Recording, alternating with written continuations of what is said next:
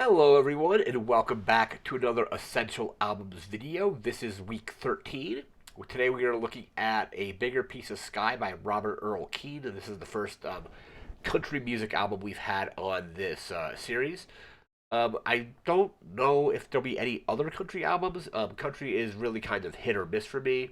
Robert Earl Keen is one of my favorite country musicians, but there's a lot of country music that I just don't particularly care for. I like older country. This one is from 1993, so released August 10th, 1993.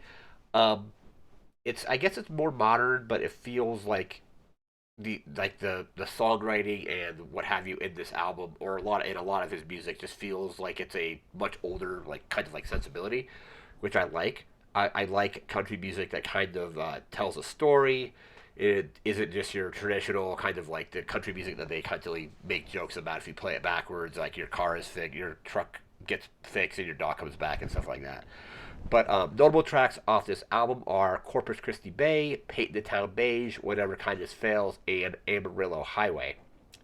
I guess there's two different releases of this album. The original one in 1993, and then I think in 2004 they did a reissue, and it has the tracks in a different order. The version that I have and I've listened to is that 2004 re-release, because I didn't know of Robert Earl Keen until about 2007, and I was hanging out at a bar, and somebody was they had live music there, and somebody was performing songs by Robert Earl Keen. And kind of asked like, hey, like who wrote those songs? Like they're pretty good, and I was told that it was by Robert Earl Keen.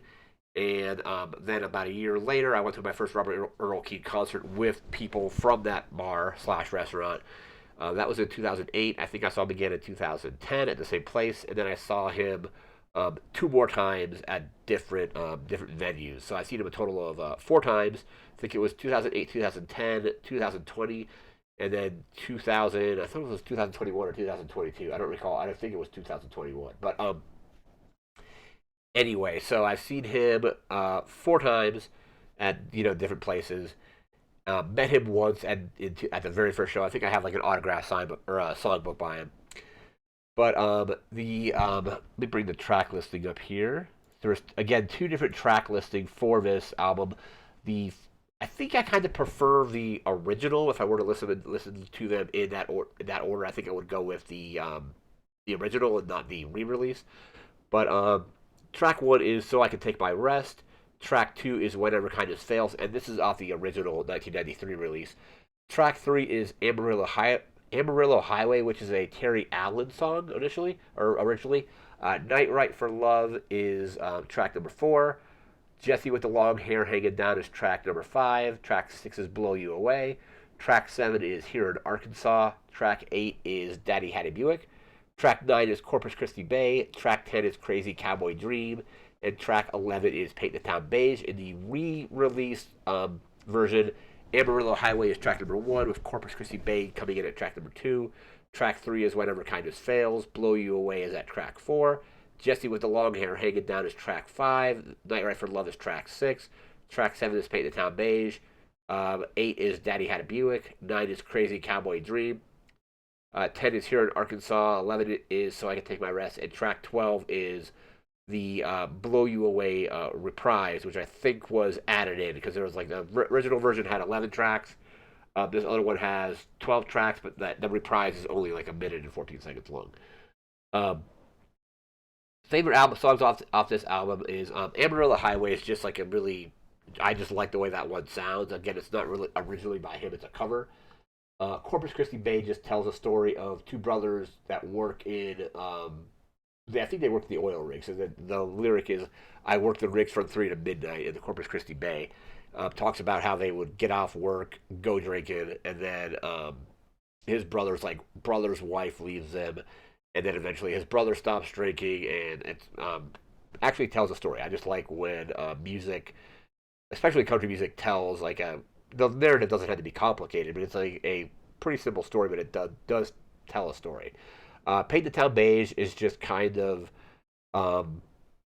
he basically, the character in the song, or maybe even just the singer, says he gave up the fast lane for a bigger piece of sky, and then kind of I think just moved to a smaller town. and is doing stuff that's more comfortable. Is like you're leaving the city life behind and you're doing something more simple, maybe more safe, that kind of thing. Whatever kindness fails is kind of about he's like I use my gun only when kindness fails. Basically, just tells a story about him on like a train trip where he basically shoots a bunch of people. I guess I don't really know how you describe it, but that was great. Let's see what else we have here. Another ones that are great. Jesse with the long hair hanging down tells a is another song that has a story. Here in Arkansas is pretty depressing. That song is like again tells a story, but it's kind of a very kind of messed up story. What else do we have? Daddy Had a Buick is more just kind of like a just a nice song.